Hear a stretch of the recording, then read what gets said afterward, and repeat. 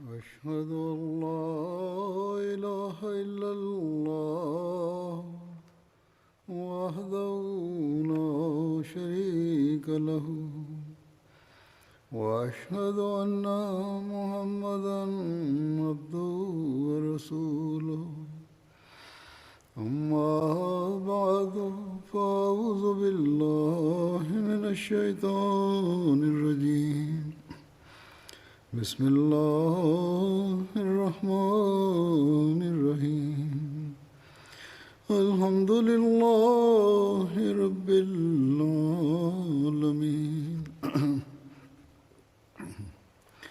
الرحمن الرحيم مالك يوم الدين إياك نعبد وإياك نستعين اهدنا الصراط المستقيم صراط الذين أنعمت عليهم غير المغضوب عليهم ولا الضالين.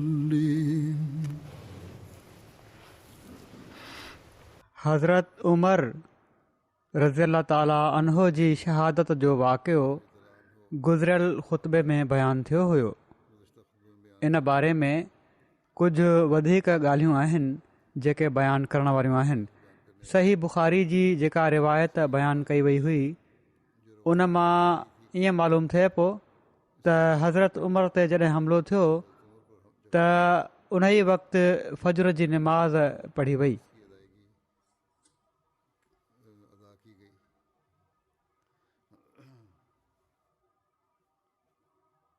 ऐं हज़रत उमर उन वक़्तु मस्जिद में ई हुआ. जॾहिं त ॿी रिवायतुनि में मिले थो त फ़ौरी तौर ते हज़रत उमर खे घर वठी विया ऐं निमाज़ बाद में पढ़ी वई.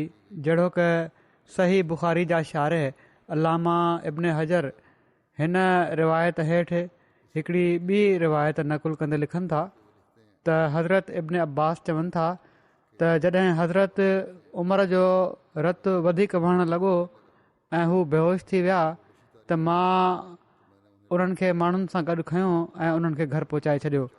मथनि बेहोशी तारी रही एसि ताईं जो सुबुह जी रोशनी वाज़े थी वई.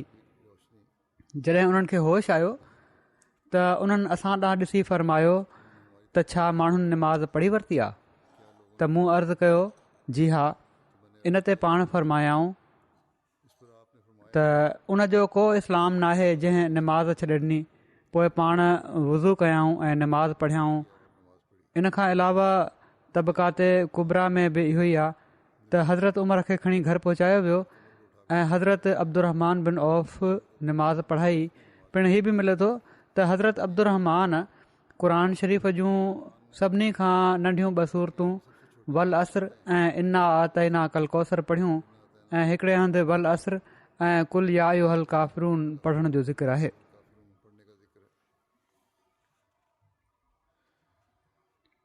हज़रत उमर जे क़ातिल जो ज़िक्र कंदे तबक़ाते कुबरा में लिखियलु आहे त जॾहिं हज़रत उमर ते हमिलो थियो त पाण हज़रत अब्दुल्ला बिन अब्बास खे फ़रमायाऊं वञ ऐं ॾिस त कंहिं मूंखे क़तलु करण जी कोशिशि कई आहे. हज़रत अब्दुल्ला बिन अब्बास चवनि था त मां निकितुसि ऐं मां घर जो दरु खोलियो त माण्हुनि खे उते गॾु ॾिठुमि जेके हज़रत उमर जे हाल खां नावाक़िफ़ हुआ. मूं पुछियो त कंहिं हज़रत अमीरुल मोमिनीन खे खंजर हयो आहे. उन्हनि चयो अल्लाह जे दुश्मन अबू लोलो हज़रत उमर खे खंजर हयो आहे जेको मुग़ीरा बिन शोबा जो ग़ुलाम आहे. उन ॿियनि माण्हुनि खे बि ज़ख़्मी कयो आहे पर जॾहिं हू पकड़िजी पियो त उन ई खंजर सां उन आपघात करे वरितो. इन बारे में त छा हज़रत उमर रज़ियल्लाहु ताला अन्हो जी शहादत कंहिं साज़िश जो नतीजो हुई या ज़ाती दुश्मनी हुई उन शख़्स जी. बाद जे किन मौरखनि हीउ बि लिखियो आहे त हज़रत उमर जी शहादत सिर्फ़ु कंहिं ज़ाती दुश्मनी जे बिना ते न हुई ऐं पर हिकिड़ी साज़िश हुई. बहरहाल उन्हनि जी राय बि असीं ॾिसूं था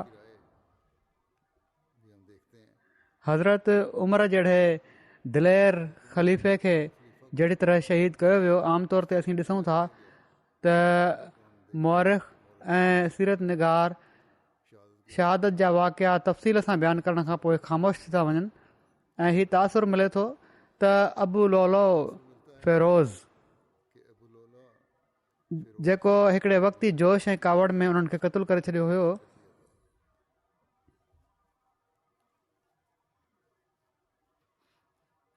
पर हाल जा के मुअरिख़ सीरत निगार इन ते तफ़सील सां बहस कंदे ई बयानु कनि था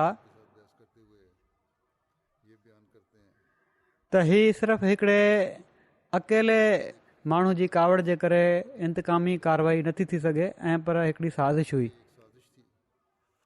ऐं बाक़ाइदा हिकिड़े पहिरियां खां रिथियल मनसूबे हेठि हज़रत उमर खे क़तलु कयो वियो हुयो ऐं इन साज़िश में मशहूरु ईरानी सिपह सालार हुरमज़ान जो जेको हाणे बज़ाहिर मुस्लमान थी मदीने में पियो रहे उहो बि इन में शामिल हो।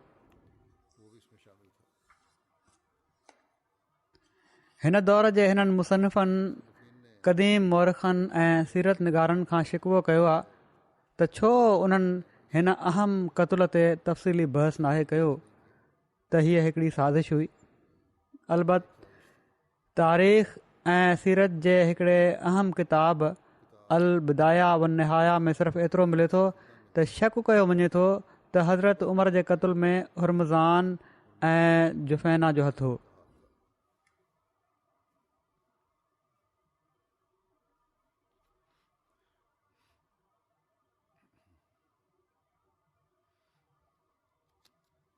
जीअं त इन ई शक ते हज़रत उमर जा सवान निगार सैर हासिल बहस कंदे इन खे बाक़ाइदा हिकिड़ी साज़िश करार ॾियनि था। इन्हनि मुसनिफ़नि मां हिकिड़ा मोहम्मद रज़ा साहब पंहिंजे किताब सीरत उमर फारूक में लिखनि था त हज़रत उमर कंहिं बालिग़ क़ैदी खे मदीने में अचण जी इजाज़त न ॾींदा हुआ एसि ताईं जो हज़रत मुग़ीरा बिन शहबा कूफ़ा जे वाली उन्हनि जे नाले हिकिड़ो ख़तु लिखियो त उन्हनि वटि हिकिड़ो ग़ुलाम आहे जेको ॾाढो हुनुरमंद आहे ऐं हू उन जे मदीने में अचण जी इजाज़त जा तलबगार आहिनि ऐं हज़रत मुग़ीरा बिन शहबा चयो त हू घणो कमु ॼाणे थो जंहिं में माण्हुनि जे लाइ फ़ाइदा आहिनि। हू लोहार आहे, नक्श निगार जो माहिर आहे, वाढो आहे। हज़रत उमर हज़रत मुग़ीरा जे नाले ख़तु लिखियो ऐं उन्हनि उन खे मदीने मोकिलण जी इजाज़त ॾेई छॾी। हज़रत मुग़ीरा उन ते हर महीने 100 दिरहम टैक्स मुक़ररु कयो। हू हज़रत उमर जी ख़िदमत में हाज़िर थियो ऐं टैक्स घणो हुअण जी शिकायत कयई। हज़रत उमर पुछियुसि त तूं कहिड़ा कम चङी तरह करे वठंदो आहीं।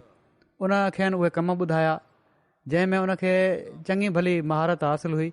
हज़रत उमर फ़रमायो तुंहिंजे कम जी महारत जे हवाले सां त तुंहिंजो टैक्स को घणो नाहे।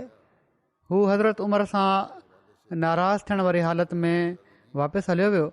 हज़रत उमर कुझु ॾींहं तवक़ुफ़ कयो। हिकिड़े ॾींहुं उहो ई ग़ुलाम वटनि लंघियो त पाण उन खे घुराए चयऊं त मूंखे ख़बर पहुती आहे त तूं हवाए सां हलण वारी चकी तमामु सुठी ठाहे सघीं थो। उहो ग़ुलाम कावड़ ऐं नापसंदीदगी जे आलम में हज़रत उमर ॾांहुं मुतवजो थियो ऐं चयाईं मां तव्हां जे लाइ हिकिड़ी अहिड़ी चकी ठाहींदुसि जो माण्हू उन जो ज़िक्र कंदा रहंदा। जॾहिं उहो ग़ुलाम लड़ी हलियो त पाण पंहिंजे भरिसां वारे असाब ॾांहुं मुतवजो थिया ऐं चयाऊं हिन ग़ुलाम मूंखे हाणे धमकी ॾिनी आहे। कुझु ॾींहं गुज़रिया पोइ अबू लोलो पंहिंजी चादर में 2 मुहनि वारो खंजर लिकाए रखियो हुयो जंहिंजो मुठियो उन जे विच में हुयो ऐं उन हज़रत उमर ते हमिलो कयो जहिड़ो की शहादत जे वाक़े में बयानु थी चुको आहे। उन जो हिकिड़ो हमिलो दुन जे हेठां लॻो हुयो।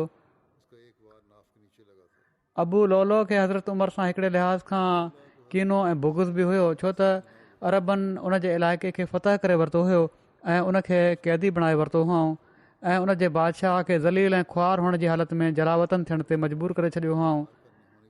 हू जॾहिं बि कंहिं नंढे क़ैदी ॿार खे ॾिसंदो हुयो त उन्हनि जे भरिसां अची उन्हनि जे मथनि ते हथु घुमाईंदो हुयो ऐं रोई चवंदो हुयो त अरबनि मुंहिंजे जिगर जो टुकड़ो खाई वरितो आहे।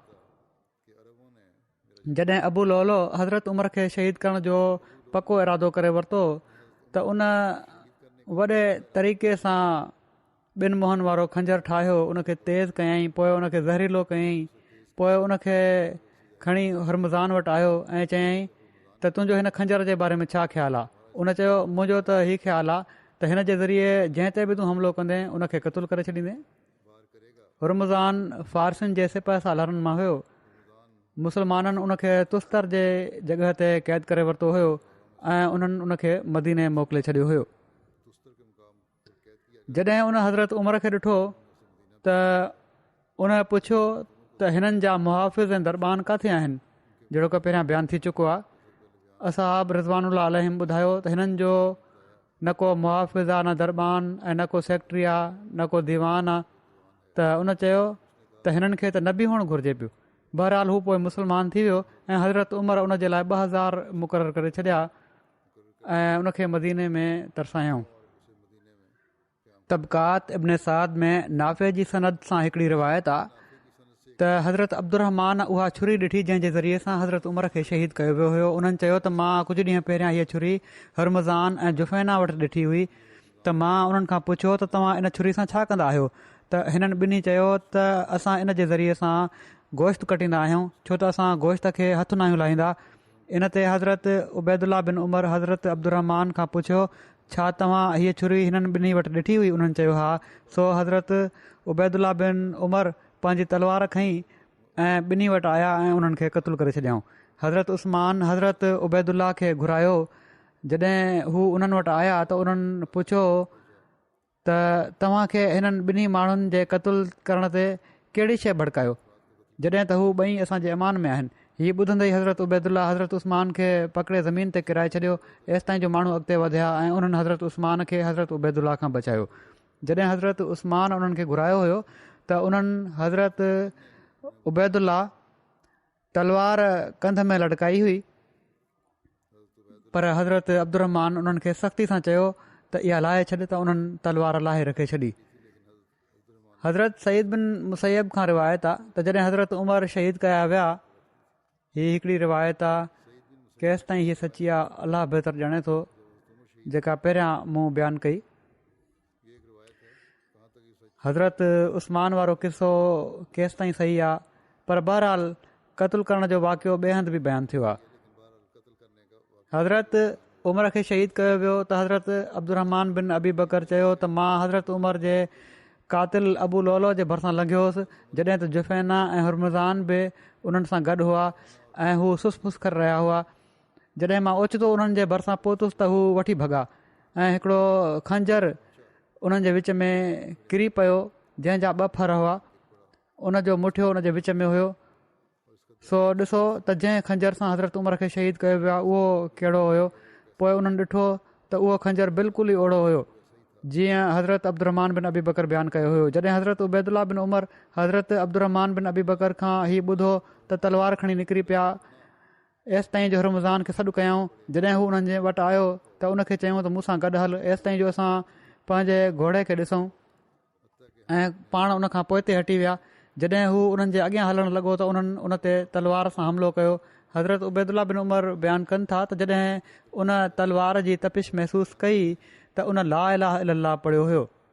हज़रत उबैदुल्ला चवनि था त मां जुफ़ैना खे सॾु कयो, उहो हीरा जे नसारा मां हिकिड़ो नसरानी हुयो, ईसाई हुयो। उहो सअद बिन अबी वकास जो मददगार हुयो। उन्हनि उन खे ठाह जे लाइ मदीने मोकिलियो हुयो, जेको उन जे ऐं उन्हनि जे विच में थियो हुयो। हू मदीने में किताबत सेखारींदो हुयो। जॾहिं मां उनखे तलवार हईं त उन पंहिंजी अखियुनि जे साम्हूं सलीब जो निशान ठाहियो। पोइ हज़रत उबैदुल्ला अॻिते वधिया ऐं अबू लोलो जी धीउ खे क़तलु करे छॾियऊं, जेका मुस्लमान हुअण जी दावा करे पई। हज़रत अब्दुल्ला जो इरादो हुयो त अॼु हू मदीने में कंहिं क़ैदी खे जीअरो न छॾींदा। मुहाजिर उन्हनि जे ख़िलाफ़ु गॾु थी विया ऐं उन्हनि खे झलियऊं ऐं उन्हनि खे धमकी ॾिनऊं त उन्हनि चयो त अलाह जो कसम मां उन्हनि खे ज़रूरु क़तलु कंदुसि। ऐं उन्हनि मुहाजिरनि जी बि परवाह न कई। एसि ताईं जो हज़रत अमर बिन आस उन्हनि सां लाॻीतो साण रहिया, ॻाल्हि ॿोल में लॻा रहिया एसि ताईं जो उन्हनि तलवार हज़रत अमर बिन आस जे हवाले करे छॾी। पोइ हज़रत साद बिन अबी वकास उन्हनि वटि आया त उन्हनि ॿिन्ही हिक ॿिए जे निरड़ जा वार पकिड़े वरिता। मक़सदु त पाण हुरमज़ान, जुफ़ैना ऐं अबू लोलो जी धीउ खे क़तलु करे छॾियऊं।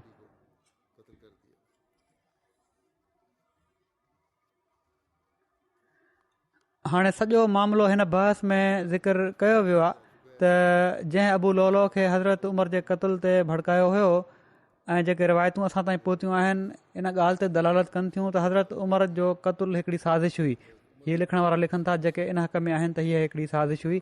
हुरमज़ान ही समूरी मनसूबाबंदी कई हुई त उन हज़रत उमर जे ख़िलाफ़ु अबू लोलो जे कीने ऐं बुग़्ज़ खे अञा भड़काए छॾियो हुयो।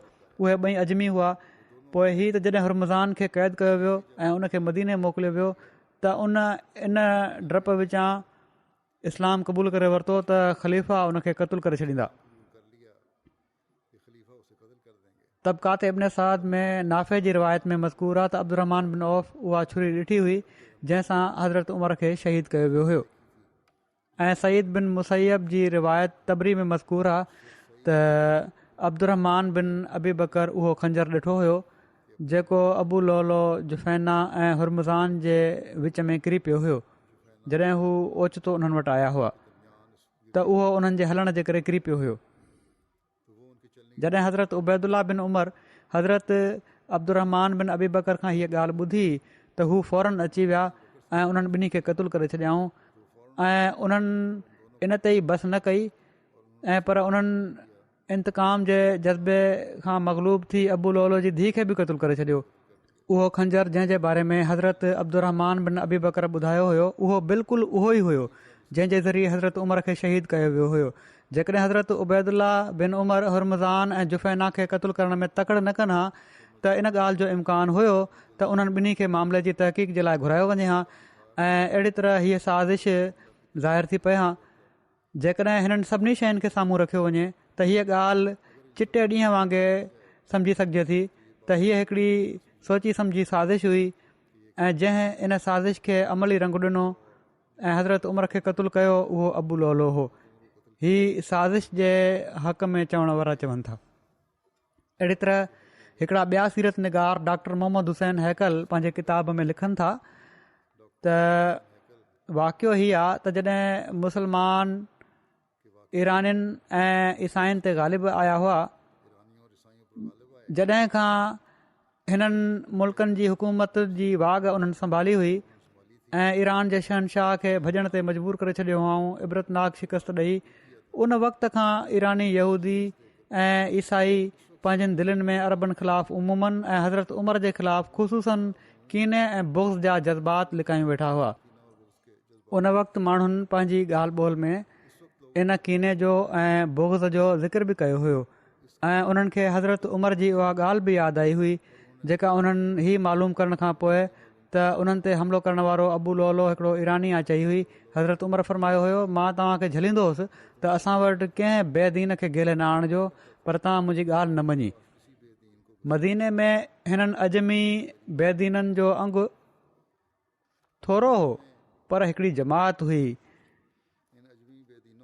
जंजूं दिलियूं कावड़ ऐं इंतकाम सां लबरेज़ ऐं जंहिंजा सीना कीने ऐं बुग़्ज़ जी बाहि सां ॿरी रहिया हुआ ऐं कंहिंखे ख़बर थी सघे थो उन्हनि माण्हुनि साज़िश कई हुजे ऐं अबू लोलो जो ही फ़ैल इन ई साज़िश जो नतीजो हुजे जंहिंजो ॼार हिननि इस्लाम जे दुश्मननि पंहिंजे कीने ऐं दुश्मनी जी उञ लाहिण जे लाइ उणियो हुयो ऐं जंहिंजे बारे में हू सम्झी रहिया हुआ त अहिड़ी तरह अरबनि जे इतिहाद खे टुकड़ा टुकड़ा करे मुस्लमाननि जी ताक़त कमज़ोर करे सघिजे थी।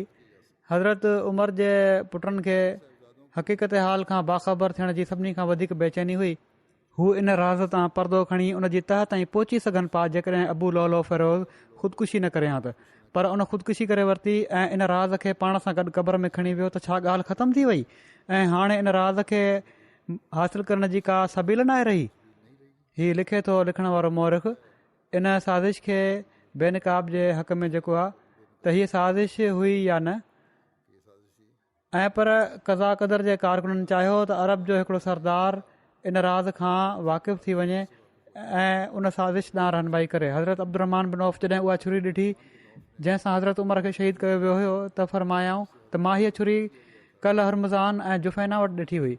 मां उन्हनि खां पुछियो त तव्हां इन छुरी सां छा कंदो? उन्हनि चयो त गोश्त कटींदासीं, छो त असां गोश्त खे हथु न आहियूं हणंदा। ऐं हज़रत अब्दुरहमान बिन अबी बकर फ़रमायो त मां हज़रत उमर जे क़ातिल अबू लोलो जे भरिसां लंघियुसि। जुफ़ैना ऐं हरमज़ान उन्हनि सां गॾु हुआ ऐं हू पाण में आहिस्ते आहिस्ते ॻाल्हियूं करे रहिया हुआ। मां ओचितो उन्हनि वटि पहुतुसि त हू वठी भॻा ऐं हिकिड़ो खंजर उन्हनि जे विच में किरी पियो जंहिंजा 2 फर हुआ ऐं मुठियो विच में हुयो।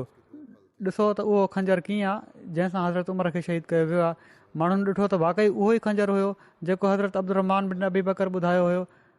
पोइ त इन मामले में को शक बाक़ी नथो रहे। हीउ लिखण वारो चए थो त ॿई सचा शाहिद आहिनि ऐं पर मुस्लमाननि में सभिनी खां वधीक एतबार जोॻा आहिनि ऐं शाहिदी ॾियनि पिया था त जंहिं छुरी सां हज़रत उमर खे शहीद कयो वियो उहा हरमज़ान ऐं जुफ़ैना वटि हुई। इन्हनि मां हिकिड़े शाहिद जो चवणु आहे त उन क़ातिल अबू लोलो खे क़तलु करण खां पहिरियां ॿिन्ही सां साज़िश कंदे ॾिठो आहे ऐं ॿिन्ही शाहिदनि जे बयान जे मुताबिक़ हीउ सभु कुझु उन राति जो किसो आहे जंहिं सुबुह हज़रत उमर ते हमिलो कयो वियो। छा इन खां बाद बि को शख़्स इन में शक करे सघे थो त अमीरुल मोमिनीन इन साज़िश जो शिकार थिया जंहिंजा अहम किरदार त इहे ई 3 माण्हू हुआ। पर हीअ बि थी सघे थो त ॿिया ईरानी या उन्हनि क़ौमुनि जा माण्हू बि उन में शामिल हुजनि जिन ते मुस्लमाननि ग़लबो हासिलु कयो हुयो। हज़रत उबैदुल्ला बिन उमर हज़रत अब्दुरहमान बिन औफ़ जी ॻाल्हि ऐं अब्दुरहमान बिन अबी बकर जी शाहिदी ॿुधी त सॼी काइनात उन्हनि जी नज़रुनि में रतु ई रतु थी वई। उन्हनि जी दिलि में हीअ ॻाल्हि वहिजी वई त मदीने जा समूरा परदेसी हिन साज़िश में शरीक आहिनि ऐं उन्हनि सभिनी जे हथां ॾोह जो रतु ॻड़े पियो थो। उन्हनि फ़ौरन तलवार संभाली ऐं सभिनी खां पहिरियां हरमज़ान ऐं जुफ़ैना खे मारे विधऊं। रिवायत आहे त उन्हनि हरमज़ान खे सॾु कयो। जॾहिं हू ॿाहिरि निकिरी आयो त उनखे चयूं त थोरो गॾु हल ऐं मुंहिंजे घोड़े खे ॾिसी वठि ऐं पाण पोइ ते हटी विया। जॾहिं हू उन्हनि जे साम्हूं लंघियो त तलवार सां उन ते हमिलो कयऊं। ईरानी जॾहिं तलवार जी तपिश महसूसु कई त चयईं ला इलाहा इल्लल्लाह ऐं उते ई ढिग थी वियो। रिवायत आहे त हज़रत उबैदुल्ला बिन उमर चयो हीअ हज़रत उमर जा पुट हुआ। पोइ मां जुफ़ैना खे सॾु कयो। उहो हीरा जो हिकिड़ो ईसाई हुयो ऐं साद बिन अबी वकास जो थन शरीक भाउ हुयो। इन रिश्ते सां साद उनखे मदीने वठी आया हुआ जिथे हू माण्हुनि खे पढ़ाईंदो लिखाईंदो हुयो। जॾहिं मां उनखे तलवार हईं त उन पंहिंजी 2 अखियुनि जे साम्हूं सलीब जो निशान ठाहियो। हज़रत अब्दुल्ला जा ॿिया भाउ बि पंहिंजे वालिद जी शहादत ते उन्हनि खां कुझु घटि ॾमिरियल न हुआ ऐं सभिनी खां वधीक कावड़ उमुल मोमिनीन हज़रत हफ्सा रज़िला ताला अनहा खे हुई। बहरहाल हीउ जेको कयो हिननि हीअ का क़ानूनी तौर ते इन जी इजाज़त न हुई। कंहिं शख़्स खे अख़्तियार नाहे त पाण पलव वठण जे लाइ उथी पए या पंहिंजो हक़ वसूल करे पाण, जॾहिं त मामलनि जो फ़ैसिलो रसूलुल्लाह सल्लल्लाहु अलैहि वसल्लम ऐं पाण सॻोरनि सल्लल्लाहु अलैहि वसल्लम खां पोइ पाण सॻोरनि सल्लल्लाहु अलैहि वसल्लम जे ख़ुलफ़ा रिज़वानुल्लाह अलैहिम जे लाइ मख़सूस हुयो। हू माण्हुनि जे विच में मुनसिफ़ाणा फ़ैसिला ऐं मुजरिम जे ख़िलाफ़ क़सास जो हुकुम सादिर कंदा हुआ।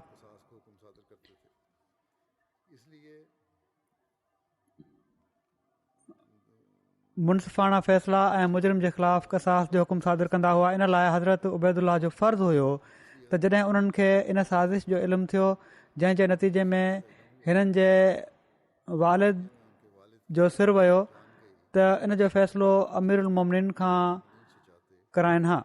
जेकॾहिं उन्हनि जे वेझो साज़िश साबित थी वञे हा त हू क़सास जो हुकुम जारी फ़रमाए छॾनि हा ऐं जेकॾहिं साबित न थिए हा या इन जे बारे में अमीरुल मोमिनीन जी दिलि में को शक पैदा थी वञे हा नए ख़लीफ़े जी दिलि में त हू शक जी हद ताईं इन सज़ा में तख़फ़ीफ़ करे छॾनि हा या हीउ फ़ैसिलो ॾेई छॾनि हा त अकेलो अबू लोलो मुजरिम आहे। बहरहाल जेको उन्हनि कयो उहो क़ानूनी तौर ते उन्हनि जो हक़ु न पियो बणिजे। मुख़्तसिर ही त भली खणी ही बईदस क़यास नाहे त हीउ क़तुल हिकिड़ी बाक़ाइदा साज़िश हुजे, पर उन वक़्त जी हालात जी तक़ाज़ा हुजे त हज़रत उस्मान फ़ौरी तौर ते इन में तहक़ीक़ न कराए सघिया हुजनि या जेके बि हालात हुजनि शुरूआती मौरख़ इन जे बारे में ख़ामोश आहिनि ऐं हिन ज़माने जा कुझु मौरख़ कराइनि जी रोशनी में इन ते बहस कनि पिया था ऐं उन्हनि जे दलीलनि में कुझु वज़न लॻे थो छो त हीउ साज़िशी टोलो इते ई नथो रुकिजे ऐं पर हज़रत उस्मान बि अहिड़ी तरह हिकिड़ी साज़िश जो शिकार थियनि था ऐं इन सां हिन शक खे वधीक तक़वीत मिले थी त इस्लाम जी वधंदड़ तरक़ी ऐं ग़लबे खे रोकण जे लाइ ऐं पंहिंजे इंतकाम जी बाहि खे थधो करण जे लाइ ॿाहिरियुनि उनसरनि जी हिकिड़ी साज़िश हेठि हज़रत उमर खे शहीद कयो वियो हुयो वल्लाहु आलम। सही मुस्लिम में मज़कूर आहे त हज़रत इब्न उमर रवायत कनि था त जॾहिं मुंहिंजे वालिद ते हमिलो थियो त मां उन्हनि वटि मौजूदु हुउसि।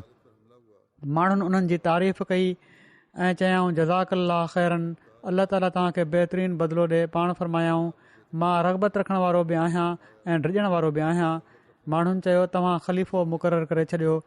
पाण चयाऊं छा मां तव्हांजो बोझ ज़िंदगी में बि ऐं मरण खां पोइ बि खणा?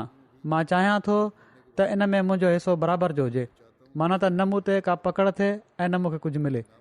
जेकॾहिं मां कंहिंखे जानशीन बणायां त उन्हनि बि जानशीन बणायो हो जेके मूंखां बहितर हुआ, माना त हज़रत अबू बकर। बणाए छॾियां त को हर्ज़ु न आहे। जेकॾहिं मां तव्हांखे बिना जानशीन मुक़ररु करण जे छॾे वञा त हू तव्हांखे बग़ैर जानशीन मुक़ररु करण जे छॾे विया हुआ जेके मूंखां बहितर हुआ, माना त ॿियो मिसाल रसूलुल्लाह सल्लल्लाहु अलैहि वसल्लम जो ॾिनऊं त पाण हुआ जन मुक़ररु न कयो हुयो जानशीन। हज़रत अब्दुल्ला चवनि था त जॾहिं पाण रसूलुल्लाह सल्लल्लाहु अलैहि वसल्लम जो ज़िक्र कयाऊं त मूंखे ख़बर पइजी वई त पाण जानशीन मुक़ररु न कंदा। सही मुस्लिम जी हिकिड़ी ॿी रिवायत में आहे त हज़रत इब्न उमर खां रिवायत आहे, हू चवनि था त मां हज़रत हफ़्सा वटि वियुसि। उन्हनि फरमायो छा तूं ॼाणी थो त तुंहिंजा वालिद जानशीन मुक़ररु न कंदा? हू चवनि था त मूं चयो त हू ईअं न कंदा। उन्हनि माना त हज़रत हफ़्सा फरमायो हू ईअं कंदा। हू चवनि था मां कसम खयों त हज़रत उमर सां ॿीहर ॻाल्हि कंदुसि। चवनि था मां सुबुह ताईं ख़ामोश रहियुसि ऐं हज़रत उमर सां का ॻाल्हि न कई। हू चवनि था त मुंहिंजो हाल ई हुयो जो ॼण त मां पंहिंजे कसम जे करे जबल खाइण वारो आहियां। मां मोटियुसि ऐं उन्हनि वटि वियुसि। उन्हनि मूंखां माण्हुनि जो हाल पुछियो, माना त हज़रत उमर, ऐं मां खेनि ॿुधायो त हू चवनि था पोइ मां जेको हू चवनि था त उहे ॻाल्हियूं ॿुधायमि। पोइ मां उन्हनि खे चयो त मां माण्हुनि खे हिकिड़ी ॻाल्हि चवंदे ॿुधो आहे ऐं मूं कसम खयों आहे त उहा ॻाल्हि तव्हांखे ज़रूरु चवंदुसि। उन्हनि जो ख़्यालु आहे माण्हुनि जो त तव्हां जानशीन मुक़ररु न कंदव। ॻाल्हि हीअ आहे त जेकॾहिं को तव्हांजा उठ चाढ़ण वारो हुजे या ॿकरियुनि जो धनार हुजे ऐं हू पोइ तव्हां वटि अचे ऐं उन्हनि खे छॾे ॾिए त तव्हां ॾिसंदव त उन्हनि खे ज़ाया करे छॾियो आहे। सो माण्हुनि जी निगहबानी त वधीक ज़रूरी आहे। चवनि था हज़रत उमर मुंहिंजी ॻाल्हि सां इतफ़ाक़ कयो ऐं कुझु देरि जे लाइ कंधु निवड़ायूं। पोइ पाण मथे ॾिठऊं ऐं मूं ॾांहुं तवजो कयऊं ऐं फरमायाऊं अल्लाह अज़ वजल पंहिंजे दीन जी हिफ़ाज़त कंदो। जेकॾहिं मां कंहिंखे ख़लीफ़ो न बणायां त रसूलुल्लाह सल्लल्लाहु अलैहि वसल्लम ख़लीफ़ो त न बणायो हुयो। जेकॾहिं मां ख़लीफ़ो बणायां त हज़रत अबू बकर ख़लीफ़ो बणायो हुयो। हिननि माना त इब्न उमर हज़रत उमर जे पुटु चयो। सो अलाह जो कसम, जॾहिं उन्हनि हज़रत उमर रसूलुल्लाह सल्लल्लाहु अलैहि वसल्लम ऐं हज़रत अबू बकर जो ज़िक्र कयो त मां सम्झी वियुसि त पाण कंहिंखे बि रसूलुल्लाह सल्लल्लाहु अलैहि वसल्लम जे बराबरि न कंदा ऐं हीअ त पाण कंहिंखे जानशीन न बणाईंदा। हज़रत मिसवर बिन मखरमा बयानु कनि था त जॾहिं हज़रत उमर खे ज़ख़्मी कयो वियो त दर्द विचां बेक़रार थियण लॻा। हज़रत इब्न अब्बास उन्हनि खे चयो जीअं त उन्हनि खे तसली ॾियण लॻा आहिनि, अमीरुल मोमिनीन, जेकॾहिं ईअं आहे त तव्हां रसूलुल्लाह सल्लल्लाहु अलैहि वसल्लम जी सोबत में रही चुका आहियो ऐं तव्हां तमामु सुहिणे नमूने सां पाण सॻुरनि सल्लल्लाहु अलैहि वसल्लम जो साथ ॾिनो, पोइ तव्हां उन्हनि खां अहिड़ी हालत में जुदा थियो जो पाण सॻुरा सल्लल्लाहु अलैहि वसल्लम तव्हां खां ख़ुशि हुआ। पोइ तव्हां हज़रत अबू बकर सां गॾु रहियो ऐं तव्हां तमामु सुहिणे नमूने सां उन्हनि जो साथ ॾिनो। पोइ तव्हां उन्हनि खां अहिड़ी हालत में जुदा थियो जो हू तव्हां सां ख़ुशि हुआ। पोइ तव्हां उन्हनि असाबनि सां गॾु रहियो ऐं तव्हां तमामु सुहिणे नमूने सां उन्हनि जो साथ ॾिनो ऐं जेकॾहिं तव्हां उन्हनि खां जुदा थी वियो त यकीनन तव्हां अहिड़ी हालति में उन्हनि खां जुदा थींदो जो हू तव्हां खां ख़ुशि हुजनि। हज़रत उमर चयो, हीउ जेको तूं रसूल वसल्लम जी सोहबत ऐं संदन राज़पे जो ज़िक्र कयो आहे त हीउ सिर्फ़ु अलाह ताला जो अहसान आहे जेको उन मूं ते कयो। ऐं जेको तूं हज़रत अबू बकर जी सोहबत ऐं उन्हनि जे राज़पे जो ज़िक्र कयो आहे त हीउ बि सिर्फ़ु अलाह जल ज़िक्र जो अहसान आहे जेको उन मूं ते कयो आहे।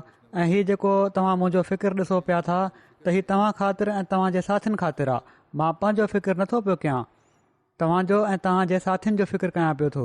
अलाह जो कसम, जेकॾहिं मूं वटि ज़मीन जेतिरो बि सोन हुजे हा त मां ज़रूरु अलाह अज़ व जल जे अज़ाब खां फिदियो ॾेई पाण छॾाए वठां हा, इन खां अॻु जो मां उहो अज़ाब ॾिसां। हज़रत मुस्लिम मऊद रज़ी ताला अन्हो आयत त वलयुबद्दिलन्नहुम मिन बादि खौफिहिम अमना जो तफ़सीर कंदे फ़रमाइनि था, ख़लीफ़नि ते का अहिड़ी मुसीबत नाहे आई जंहिंखां उन्हनि ख़ौफ़ खाधो हुजे, ऐं जेकॾहिं आई त अलाह ताला उनखे अमन सां मटे छॾियो। इन में को शक नाहे त हज़रत उमर शहीद थी विया, पर जॾहिं वाक़िअनि खे ॾिठो वञे थो त ख़बर पए थी त हज़रत उमर खे इन शहादत जो को ख़ौफ़ न हुयो, ऐं पर हू लाॻीतो दुआऊं घुरंदा हुआ त या अल्लाह मूंखे शहादत नसीब कर ऐं शहीद बि मूंखे मदीने में कर। सो उहो शख़्स जंहिं पंहिंजी सॼी उमिरि ही दुआऊं घुरंदे गुज़ारे छॾी हुजे त या अल्लाह मूंखे मदीने में शहादत ॾे, उहो जेकॾहिं शहीद थी वञे त असां हीअ कीअं था चई सघूं त उन ते हिकिड़ो ख़ौफ़नाक वक़्तु आयो,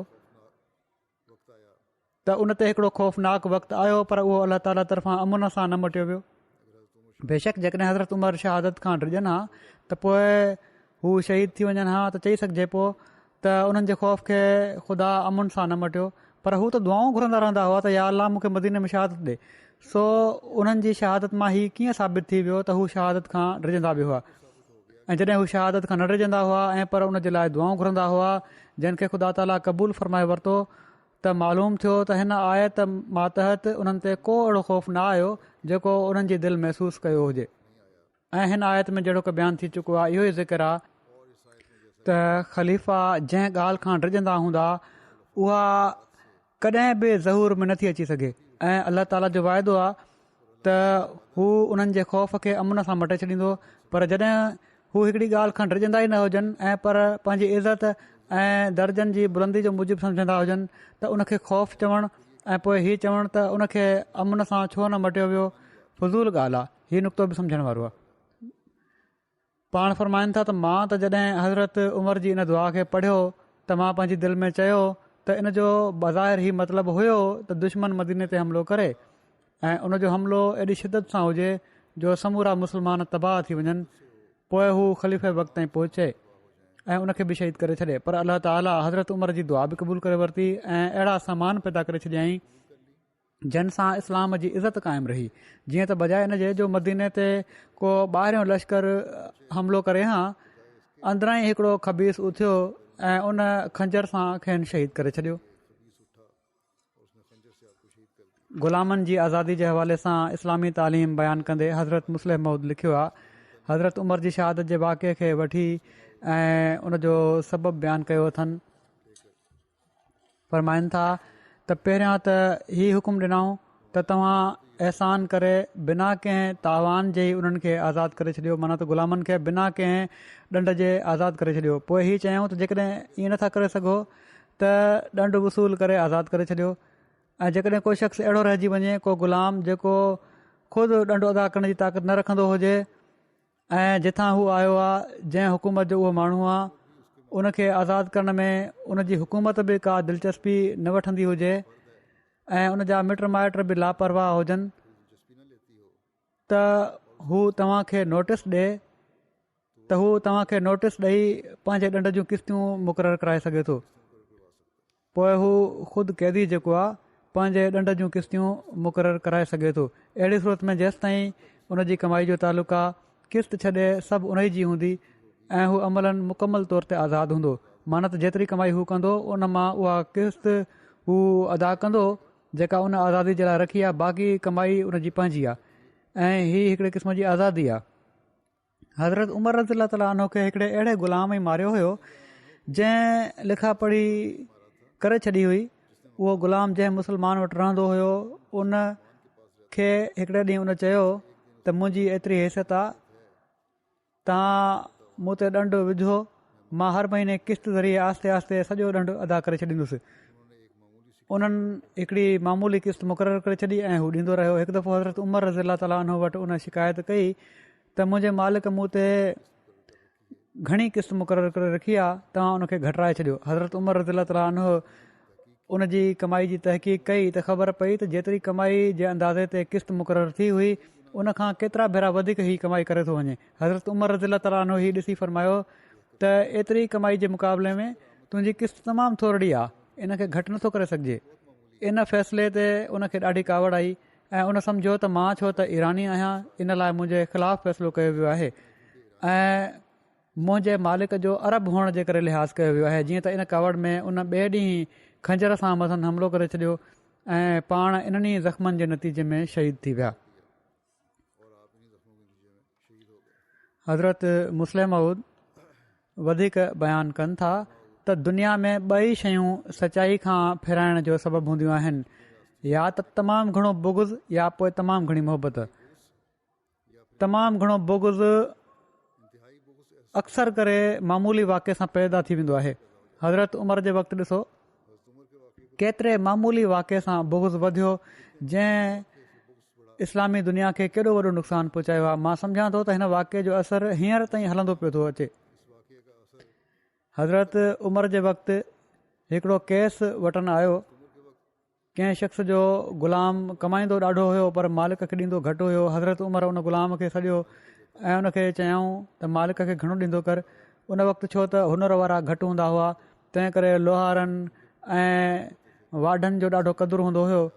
उहो ग़ुलाम अटो पीअण जी चकी ठाहींदो हुयो ऐं अहिड़ी तरह काफ़ी कमाईंदो हुयो। हज़रत उमर 3.5 आना उन जे ज़िमे लाहे छॾिया त मालिक खे ॾींदो कर।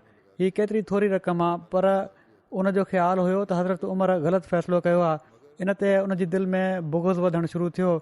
हिकु दफ़ो हज़रत उमर उन खे चयो त असांखे बि चकी ठाहे ॾे। इन ते चवणु लॻो त अहिड़ी चकी ठाहे ॾींदोमांइ जेका ख़ूब हलंदी। हीअ ॿुधी कंहिं हज़रत उमर खे चयो त हीअ तव्हांखे धमकी ॾिए पियो थो।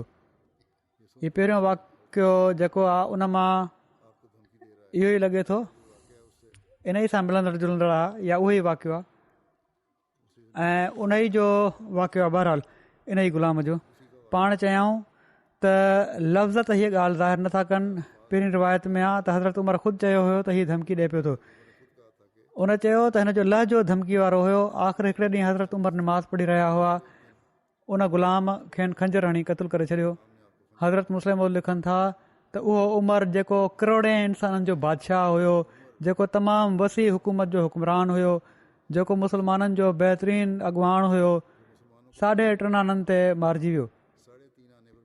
पर ॻाल्हि हीअ आहे त जंहिंजी तबियत में बुग़्ज़ ऐं कीनो हूंदो आहे उहे 3.5 आना या 2 आना नाहिनि ॾिसंदा। हू पंहिंजी उञ उझाइणु चाहींदा आहिनि। उन्हनि जी तबियत बुग़्ज़ जे लाइ वक़्फ़ु हूंदी आहे। अहिड़ी हालत में हू नाहिनि ॾिसंदा त असांजे लाइ ॿियनि जे लाइ कहिड़ो नतीजो निकिरंदो।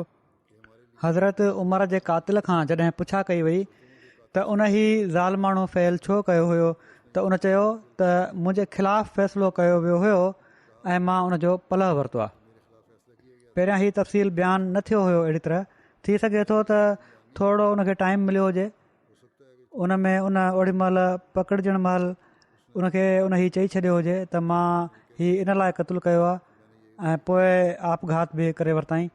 हज़रत मुस्लिम चवनि था त मां हिन दर्दनाक वाक़े जो ज़िक्र कंदे चयो आहे त इन जो इस्लाम ते अॼु ताईं असरु आहे ऐं उहो हीअं त तोड़े मौत हर वक़्तु तयारु आहे, मौत हर वक़्तु लॻल आहे, पर अहिड़े वक़्त में मौत अचण जो न आहे सोचियो वेंदो जॾहिं कवा मज़बूत हुजनि। पर जॾहिं कवा कमज़ोर हुजनि ऐं सिहत इनहतात पासे हुजे त माण्हुनि जा ज़हन पाण मुरादो आईंदह इंतिज़ाम जे बारे में सोचणु शुरू करे ॾींदा आहिनि ऐं हू हिक ॿिए सां इन बारे में ॻाल्हियूं न आहिनि कंदा, पर पाण मुरादो अहिड़ी लहर पैदा थी वेंदी आहे जेका आईंदह इंतिज़ाम जे बारे में ग़ौर करण जी तहरीक कंदी आहे। इन जे करे जॾहिं इमाम फ़ौत थिए त माण्हू सुजाग थींदा आहिनि। छो त हज़रत उमर जा कवा मज़बूत हुआ। तोड़े उन्हनि जी उमिरि 63 साल थी चुकी हुई, पर असाबनि जे ज़हन में हीउ न हुयो त हज़रत उमर हिननि खां जल्दी जुदा थी वेंदा। इन जे करे हू आईंदह इंतिज़ाम जे बारे में बिल्कुलु बेख़बर हुआ त यकदमि जो यकदमि हज़रत उमर जी वफ़ात जी मुसीबत अची पई।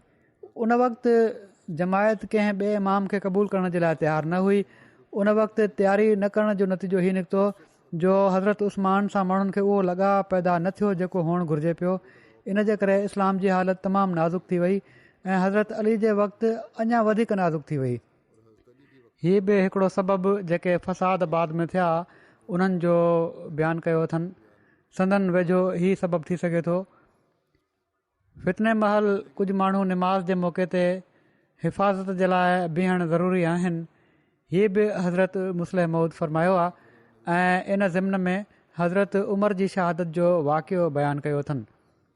फ़रमाइनि था त क़ुर शरीफ़ जो वाज़े हुकुम आहे त हिफ़ाज़त जे लाइ मुसलमाननि मां अधु बीठा हूंदा हुजनि ऐं तोड़े ई जंग जे वक़्त जी ॻाल्हि आहे जॾहिं हिकिड़ी जमायत जी हिफ़ाज़त जे लाइ ज़रूरत हूंदी आहे। पर इन मां इस्तदलाल करे सघिजे थो त नंढे फितने जी बंदिश जे लाइ जेकॾहिं कुझु माण्हू निमाज़ महल बीहारिया वञनि त हीअ एतिराज़ जोगी ॻाल्हि न आहे ऐं पर ज़रूरी हूंदो त हीअ कहिड़ी तरह कयो वञे। फ़रमाइनि था त जेकॾहिं जंग महल 1000 मां 500 हिफ़ाज़त जे लाइ बीहारे सघजनि था त छा मामूली ख़तरे महल 1000 मां 5-10 माण्हू हिफ़ाज़त जे लाइ नथा बीहारे सघजनि। हीअ चवणु त ख़तरो ग़ैर यकीनी या बेहूदा ॻाल्हि आहे। हज़रत उमर रज़ी अल्लाह ताला अन्हु सां छा थियो?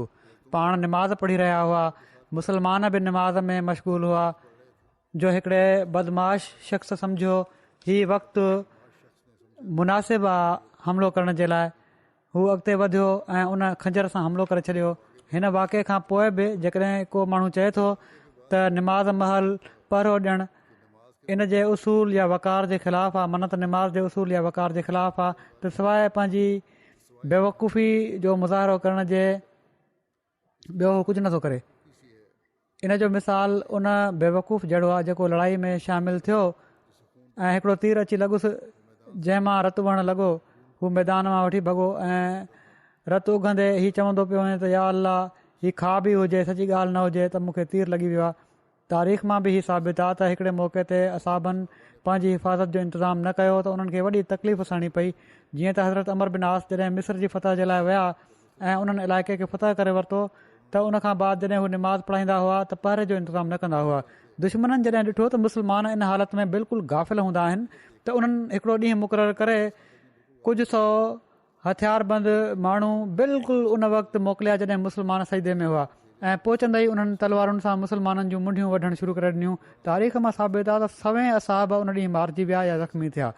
हिक खां पोइ ॿियो ज़मीन ते पियो किरे ऐं ॿिए खां पोइ टियों ऐं साथी सम्झी न पिया सघनि त हीउ छा थो पियो थिए। एसि ताईं जो शदीद नुक़सानु लश्कर खे पहुची वियो। हज़रत उमर रज़ी अल्लाह ताला अन्हु खे जॾहिं ख़बर पई त पाण उन्हनि खे ॾाढा ॻाल्हा ॾिनऊं ऐं फ़रमायाऊं त छा तव्हांखे ख़बर न हुई त हिफ़ाज़त जो इंतज़ामु रखणु घुरिजे। पर उन्हनि खे कहिड़ी ख़बर हुई त मदीने में बि माना त हज़रत उमर खे कहिड़ी ख़बर हुई त मदीने में बि ईअं ई उन्हनि सां थियण वारो आहे। इन वाक़े खां पोइ असाबनि इंतज़ामु कयो त जॾहिं बि निमाज़ पढ़ंदा हुआ हमेशह हिफ़ाज़त जे लाइ पहरा रखंदा हुआ। हज़रत उमर जे कर्ज़ जे बारे में पहिरियां बि ॻाल्हि थी चुकी आहे ऐं पाण पुछा कई हुआऊं ऐं पोइ पंहिंजे पुट खे फ़रमायो हुआऊं। इन बारे में वधीक ई आहे त उन्हनि पंहिंजे पुट खे चयो त अब्दुल्ला बिन उमर ॾिस मूं ते घणो कर्ज़ु आहे। उन्हनि हिसाबु कयो त 86,000 दिरहम निकिता। पाण फ़रमायाऊं ए अब्दुल्ला जेकॾहिं आले उमर जो माल इन जे लाइ काफ़ी हुजे त उन्हनि जे माल मां मुंहिंजो ई कर्ज़ु ॾेई छॾिजांइ। जेकॾहिं उन्हनि जो माल काफ़ी न हुजे त बनू अदी बिन काब खां घुरिजांइ। जेकॾहिं उहो बि काफ़ी न हुजे त कुरैश खां घुरिजांइ ऐं उन्हनि खां अलावा ॿिए कंहिंखे न चइजांइ। असाब सगुरा ॼाणंदा हुआ त असांजो ही सादी ज़िंदगी गुज़ारण वारो इमाम एॾी वॾी रक़म पंहिंजे मथां ख़र्चु करण वारो न आहे। उन्हनि खे ख़बर हुई त हीअ रक़म बि उन्हनि ज़रूरतमंदनि ऐं ग़रीबनि ते ई ख़र्चु कई हुई जेको कर्ज़ु पाण ते एॾो चाढ़ियो हुओ। इन लाइ अब्दुरहमान बिन औफ़ चयो हज़रत उमर खे त तव्हां बैतुल माल मां कर्ज़ु वठी पंहिंजो ई कर्ज़ु छो था लाहियो। हज़रत उमर फ़रमायो माज़ अल्लाह छा तूं चाहीं थो त तूं ऐं तुंहिंजा साथी मूंखां पोइ हीउ चवनि त असां त पंहिंजो हिसो उमिरि जे लाइ छॾे ॾिनो। तूं हाली त मूंखे तसली ॾेई छॾींदे, पर मुंहिंजे पुठियां अहिड़ी मुसीबत पइजी वञे जो इन खां निकिरे बिना मुंहिंजे लाइ निजात जी का वाट न हुजे। पोइ हज़रत उमर पंहिंजे पुटु अब्दुल्ला बिन उमर खे फ़रमायो, मुंहिंजे कर्ज़ जी ज़िमेवारी क़बूल कर, जीअं त उन्हनि हीअ ज़िमेवारी क़बूल करे वरिती। हज़रत उमर अञा दफ़न न कया विया हुआ जो उन्हनि जे पुटु शूरा जे रुकननि ऐं कुझु नसारा खे पंहिंजी इन ज़मानत ते शाहिद बणायो जेका कर्ज़ जी ज़िमेवारी खयूं हुआ। ऐं संदन हज़रत उमर जी तदफ़ीन खां पोइ अञा जुमो न गुज़रियो हुयो जो हज़रत अब्दुल्ला बिन उमर कर्ज़ जी रक़म खणी हज़रत उस्मान जी ख़िदमत में पहुता ऐं कुझु शाहिदनि जे साम्हूं इहो बार लाहे छॾियऊं। कर्ज़ जी अदायगी जे बारे में हिकिड़ी ॿी रिवायत किताब वफ़ा उल वफ़ा में मिले थी। हज़रत इब्न उमर खां रिवायत आहे त जॾहिं हज़रत उमर जी वफ़ात जो वक़्तु वेझो आयो त संदन ज़िमे कर्ज़ हुयो। पाण हज़रत अब्दुल्ला ऐं हज़रत हफ्सा खे घुरायाऊं ऐं चयाऊं, मुंहिंजे ज़िमे अलाह जे माल मां कुझु कर्ज़ु आहे ऐं मां चाहियां थो त मां अलाह सां इन हाल में मिलां जो मूं ते को कर्ज़ु न हुजे। सो तव्हां इन कर्ज़ खे पूरो करण जे लाइ हिन घर खे विकिणी छॾिजो जंहिं में रहंदा हुआ। सो जेकॾहिं कुझु माल घटि रहिजी वञे त बनू अदी खां घुरिजो, जेकॾहिं पोइ बि बची वञे त कुरैश खां पोइ ॿियो कंहिं वटि न वञिजो। हज़रत अब्दुल्ला बिन उमर हज़रत उमर जी वफ़ात खां पोइ हज़रत मुआविया वटि विया ऐं पाण हज़रत उमर जो घरु ख़रीद करे वरिताऊं। हज़रत मुआविया जंहिंखे दारुल क़ज़ा चयो वञे थो, पाण उहो घरु विकिणी छॾियाऊं ऐं हज़रत उमर जो कर्ज़ु अदा करे छॾियाऊं। इन लाइ इन घर खे दारुल क़ज़ा क़ज़ाए दैन उमर चयो वञणु लॻो, माना त उहो घरु जंहिंजे ज़रिए हज़रत उमर जे कर्ज़ खे लाथो वियो हुयो। हीउ ज़िक्र अञा वधीक हले पियो थो, इनशा अल्लाह आईंदा ज़िक्र थींदो।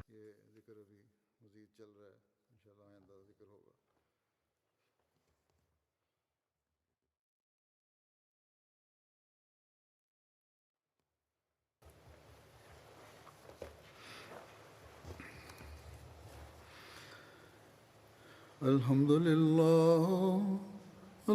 لله نحمده ونستعينه ونستغفره ونؤمن به ونتوكل عليه ونعوذ بالله من شرور أنفسنا ومن سيئات أعمالنا من يهده الله فلا مضل له ومن يضلل فلا هادي له ونشهد أن لا إله إلا الله وحده ونشهد أن محمدا عبده ورسوله عباد الله رحمكم الله إن الله يأمر بالعدل والإحسان وإيتاء ذي القربى وينهى عن الفحشاء والمنكر والبغي يعظكم لعلكم تذكرون اذكروا الله يذكركم وادعوه يستجب لكم ولذكر الله أكبر.